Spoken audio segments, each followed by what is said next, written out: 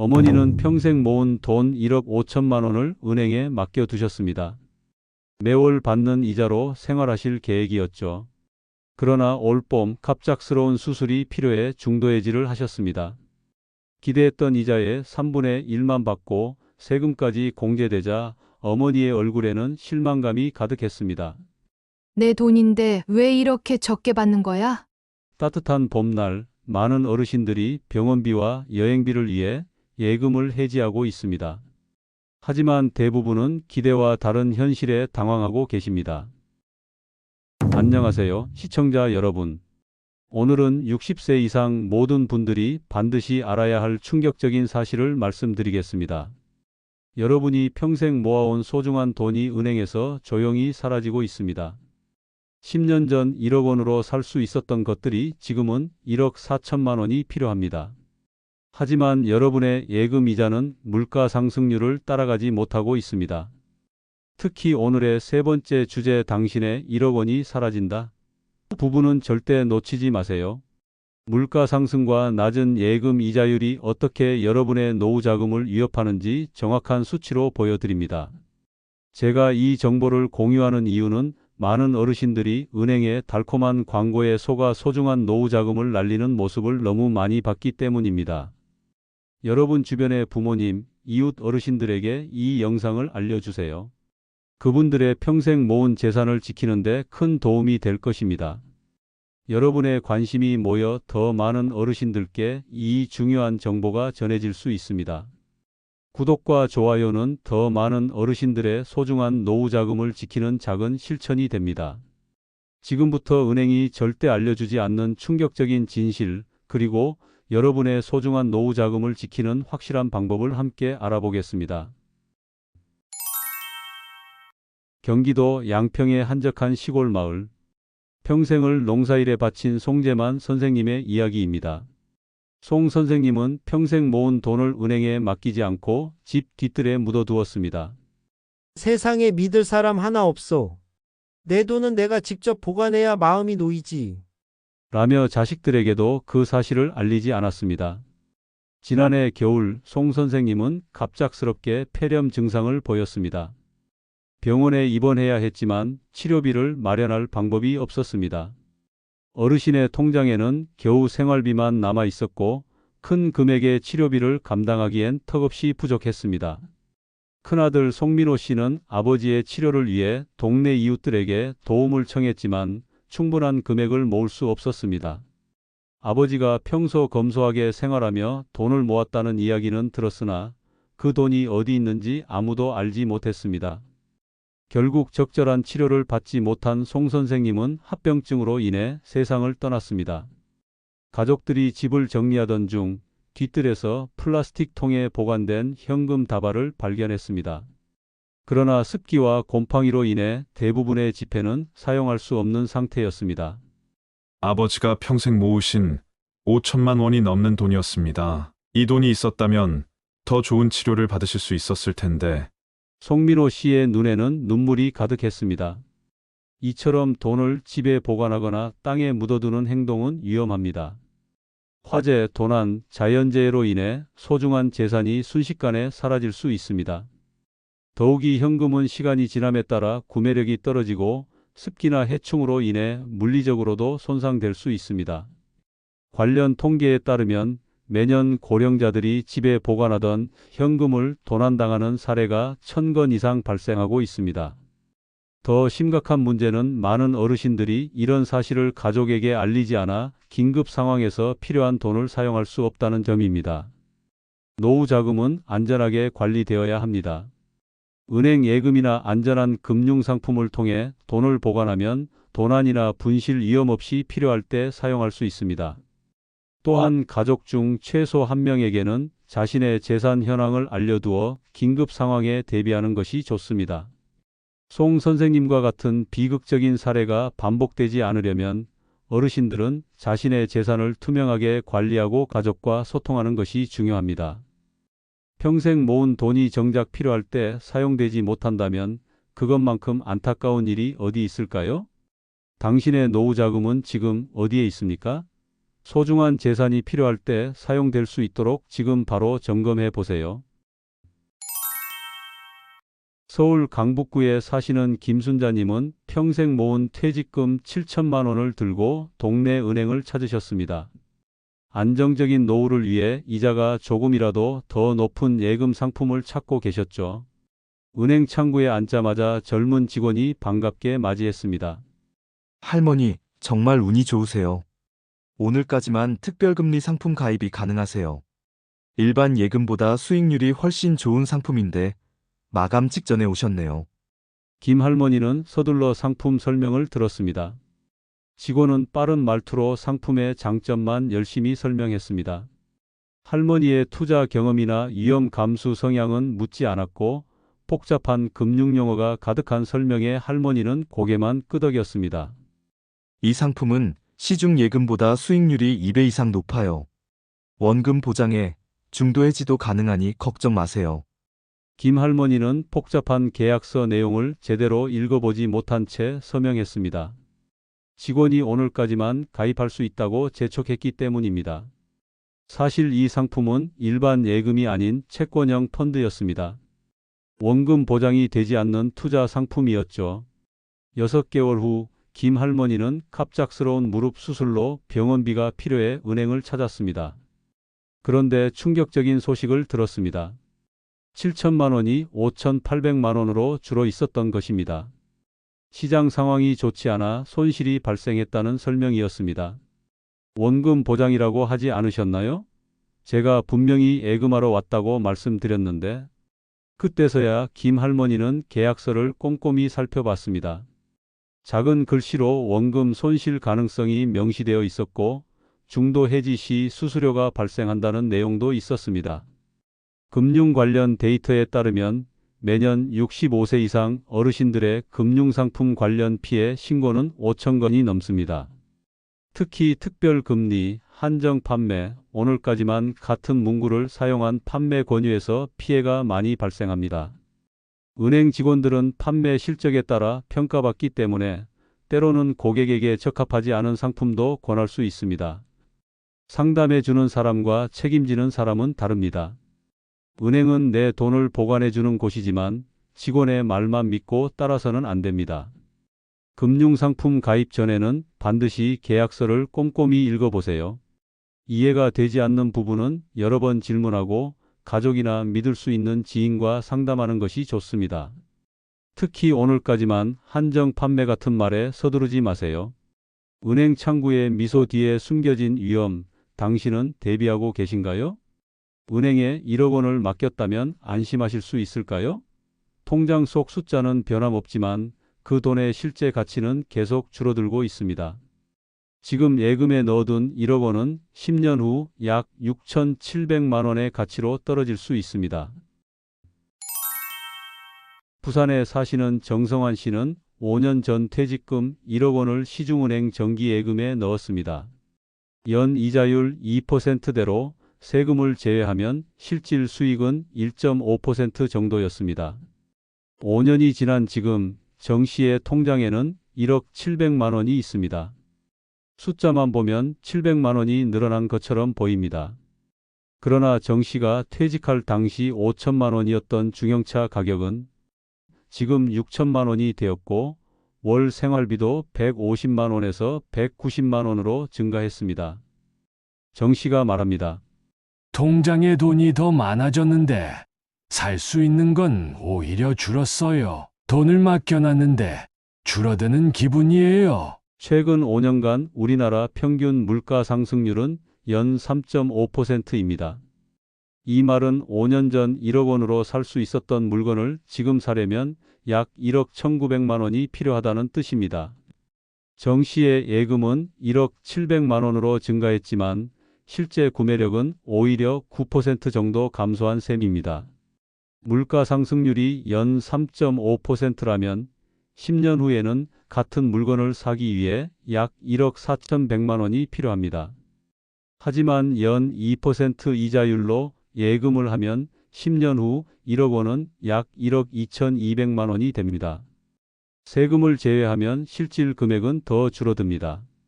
쉽게 말해 10년 동안 예금만 했다면 구매력이 약 33% 감소하는 것입니다. 이러한 현상을 인플레이션 리스크라고 합니다. 돈의 가치가 시간이 지남에 따라 떨어지는 현상이죠. 은행 예금은 원금이 보장되지만 물가 상승률을 따라가지 못하면 실질적으로는 자산이 줄어들고 있는 것입니다.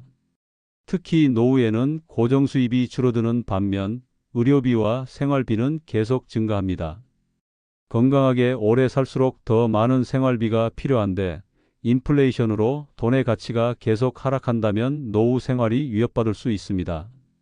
은퇴 후 20-30년을 더 살아가야 하는 상황에서 단순히 예금만으로는 자산의 실질 가치를 지키기 어렵습니다. 보이는 숫자보다 중요한 건 실질 가치입니다. 물가 상승률을 고려한 실질 수익률이 플러스가 되는 투자 방법을 고려해야 합니다. 인플레이션의 위험성을 이해하고 예금 외에도 다양한 자산 배분을 통해 노후 자금을 관리하는 것이 중요합니다. 지금 당장 통장에 있는 숫자보다 10년 후 그 돈으로 무엇을 살 수 있을지 생각해 보세요. 당신의 노후 자산, 지금 그대로 안전한가요?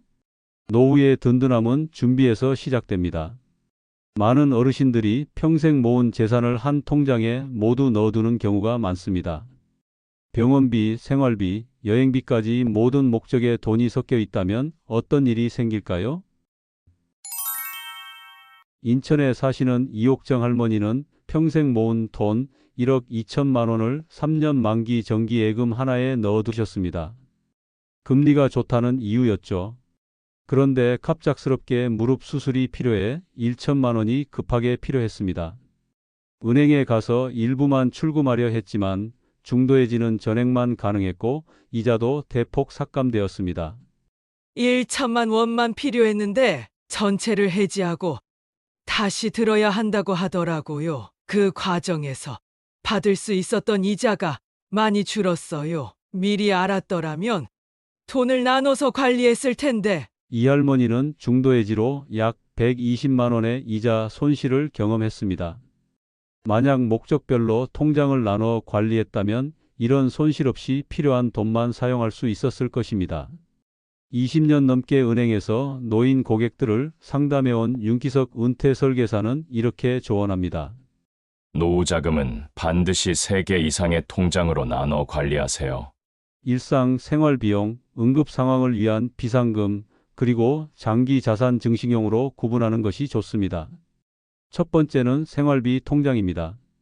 매달 쓰는 식비, 교통비, 공과금 등 고정 지출을 위한 통장입니다. 보통 3세에서 6개월치 생활비를 넣어두면 좋습니다. 언제든지 출금할 수 있는 보통예금이나 수시 입출금 통장이 적합합니다. 두 번째는 비상금 통장입니다. 갑작스러운 병원비나 수리비 등 예상치 못한 지출을 위한 통장입니다. 1년치 생활비 정도를 목표로 모아두면 든든합니다. 예금자 보호 한도 내에서 금리가 괜찮은 1년 미만의 단기 예금이 좋습니다. 세 번째는 장기 자산 통장입니다. 당장 쓸 일이 없는 돈으로 물가 상승률을 이길 수 있는 상품에 투자하는 것이 중요합니다.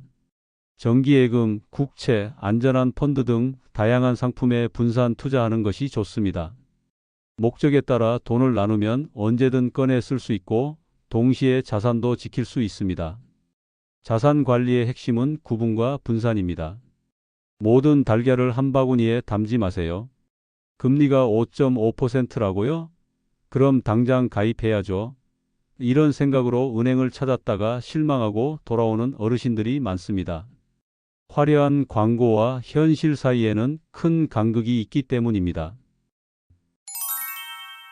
대전에 사시는 명자영님은 TV 광고를 보고 5% 우대금리 정기예금에 가입하기 위해 은행을 찾았습니다.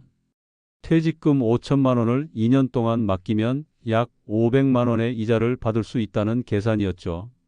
그러나 실제 상담에서는 다른 이야기가 나왔습니다. 5% 금리를 받으려면 몇 가지 조건이 있습니다. 급여 이체, 카드 사용, 자동이체 3건 이상, 온라인 뱅킹 가입, 그리고 본 은행 주택담보대출이 있으셔야 해요. 명할머니는 담보대출도 없고 카드도 잘 사용하지 않았습니다. 온라인 뱅킹도 어려워하셨죠. 결국 기본금리 3.2%만 적용받게 되었습니다. 2년 후 받는 이자는 500만 원이 아닌 320만 원. 세금 15.4%를 제외하면 실수령액은 270만 원으로 줄어들었습니다. 더 큰 문제는 6개월 후 명할머니에게 갑작스러운 수술이 필요해 예금을 중도 해지하게 되었다는 점입니다. 중도 해지 시 금리는 기본금리의 3분의 1인 1.1%만 적용되었고 6개월 동안 받은 이자는 겨우 27만 원. 세금을 제외하면 23만 원에 불과했습니다. 자료에 따르면 우대금리를 모두 받는 고객은 전체 가입자의 8%에 불과합니다. 대부분의 고객이 일부 조건만 충족하거나 아예 충족하지 못해 기본금리나 그보다 조금 높은 금리만 받고 있습니다. 시중은행들이 내세우는 우대금리 조건을 살펴보면 급여 이체 월 100만 원 이상, 신용카드 사용 월 30만 원 이상, 자동이체 설정 3건 이상, 온라인 뱅킹 가입 외환, 거래 청약 통장 보유, 주택담보대출 이용. 이런 조건들은 특히 디지털 기기 사용이 익숙하지 않거나 고정 수입이 없는 노년층에게는 충족하기 어려운 조건들입니다. 중도 해지 페널티도 큰 문제입니다. 갑작스러운 의료비나 생활비가 필요해 중도 해지할 경우 대부분의 은행은 기본금리의 2분의 1 또는 3분의 1만 적용합니다. 2년 만기 5% 우대금리 상품에 1억 원을 예치했다가 1년 만에 해지하면 받을 수 있는 이자가 500만 원에서 170만 원으로 줄어들 수 있습니다. 광고는 달콤하지만 현실은 복잡합니다. 우대 조건, 숨겨진 수수료, 해지 페널티까지 꼼꼼히 따져봐야 합니다. 은행 창구에서 최대 금리라는 말에 현혹되지 마시고 내가 실제로 받을 수 있는 금리가 얼마인지 확인하세요. 퇴직 후 4억 원의 퇴직금을 받은 윤희숙 씨는 처음엔 모든 돈을 은행 정기예금에 넣었습니다. 연 이율 5%라는 말에 끌려 1년 만기로 계약했지만 실제 세후 수익은 월 17만 원 정도에 불과했습니다. 그마저도 물가 상승률을 감안하면 실질 가치는 계속 줄어드는 상황이었죠. 고정 수입이 없으니 매달 나오는 이자가 생활비로 중요했어요. 하지만 17만 원으로는 기본적인 생활비도 부족했죠. 적금 깨서 쓰다 보니 원금이 자꾸 줄어들었어요. 윤 씨는 은퇴자 모임에서 만난 전 금융권 직원의 조언을 듣고 투자 방식을 바꾸기로 결심했습니다. 그의 조언은 간단했습니다. 모든 돈을 한 곳에 넣지 말고 안전하면서도 수익성 있는 곳으로 분산하라는 것이었습니다. 윤 씨는 4억 원을 세 부분으로 나누어 투자했습니다. 우선 2억 원은 국채에 투자했습니다. 국가가 보증하는 안전한 상품이면서도 은행 예금보다 수익률이 높았습니다. 1억 원은 배당금이 높은 우량기업 주식에 투자했고 나머지 1억 원은 ETF 상장 지수펀드에 분산 투자했습니다. 처음에는 주식이나 ETF 투자가 어려웠지만 증권사 은퇴자 프로그램을 통해 기본 교육을 받고 시작했습니다. 주식은 통신사, 전력회사, 은행 등 꾸준히 배당금을 주는 안정적인 기업 위주로 선택했고 ETF는 국내외 다양한 자산에 분산 투자했습니다. 그 결과 박 씨의 월 평균 수익은 50만 원으로 늘어났습니다. 국채에서 월 30만 원, 배당주에서 월 10만 원, ETF에서 월 10만 원 정도의 수익이 발생했습니다. 게다가 배당소득은 연 2천만 원까지 분리과세로 세금 혜택도 받을 수 있었습니다. 처음엔 주식이라는 단어만 들어도 도박처럼 느껴졌어요. 하지만 배당금을 주는 안정적인 회사들만 골라서 투자하니 오히려 마음이 편해졌어요. 주가가 오르내려도 배당금은 꾸준히 들어오니까요. 윤 씨가 처음 투자를 시작한 방법은 간단했습니다. 가까운 증권사 지점을 방문해 은퇴자 투자 상담을 받았습니다. 소액으로 시작해 투자에 익숙해진 후 금액을 늘렸습니다. 국채, 배당주, ETF 등 안정적인 상품에 분산 투자했습니다. 투자금의 절반 이상은 항상 안전자산 국채에 두었습니다. 월 수익을 꾸준히 확인하며 필요시 포트폴리오를 조정했습니다. 노후 자산도 굴려야 지킬 수 있습니다. 은행만 믿는 시대는 지났습니다. 물가 상승률을 이기려면 다양한 투자로 자산을 관리해야 합니다. 오늘 함께 알아본 내용이 여러분의 소중한 노후 자금을 지키는 데 도움이 되셨기를 바랍니다. 돈을 단순히 모으는 것에서 지키는 것으로 생각의 전환이 필요한 시대입니다. 고대 중국의 현명한 상인은 이렇게 말했다고 합니다. 재물은 흐르는 물과 같아서 고여 있으면 썩고 흘러야 맑게 유지된다. 여러분의 노후 자금도 마찬가지입니다. 한 곳에 고여 있으면 인플레이션에 의해 가치가 줄어들지만 현명하게 흐르게 하면 그 가치를 지키고 키울 수 있습니다. 송재만 선생님의 사례처럼 돈을 숨겨두기만 하면 정작 필요할 때 쓰지 못하는 안타까운 상황이 생길 수 있습니다. 은행의 달콤한 광고와 직원의 권유에 현혹되어 김순자 할머니처럼 부적합한 상품에 가입하는 실수도 조심해야 합니다. 무엇보다 정성환 씨의 경험처럼 예금의 이자만으로는 물가 상승을 이길 수 없다는 현실을 직시해야 합니다. 현명한 노후 자산 관리의 핵심은 구분과 분산입니다. 이옥정 할머니의 사례에서 배웠듯이 목적별로 통장을 구분하고 명자영 씨처럼 다양한 투자 상품에 분산하면 더 안전하고 더 많은 수익을 얻을 수 있습니다. 인생의 황금기인 노후를 위해 평생 모은 돈, 현명하게 지키고 불려야 하지 않을까요? 오늘 배운 내용을 바탕으로 여러분의 노후 자금을 점검해 보시기 바랍니다. 다음 영상에서는 더 구체적인 투자 방법과 노후 자산 관리 전략을 알려드리겠습니다. 구독과 좋아요, 알림 설정을 통해 소중한 재테크 정보를 놓치지 마세요. 여러분의 작은 관심이 모여 더 많은 어르신들의 노후를 지키는 등불이 됩니다. 여러분의 행복한 노후를 응원합니다.